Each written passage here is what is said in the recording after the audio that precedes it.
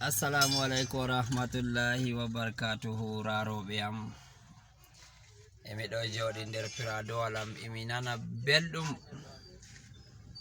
yettore am be Dr. Alhaji Abdullahi Bello Boɗejo ambassador fulɓe Ghana joɗiɗo lesdi Nigeria jogiɗo sauru pulaku. Baba a sodani am paɗe a wi'am mi wansa to mi yiɗi fu, mi yirlo bandiraɓe am, yirlo sobiraɓe am, kala to pulaku ƴewni fu. General Sanda mo maɗa giɗo fulɓe hosa paɗe muɗum yaha yirlo bandiraɓe mum. Nda moƴƴere ma nde moƴƴuɗa yam emi joɗi mi nana belɗum, emi rara sobiraɓe am ɓe ndara yam wayne.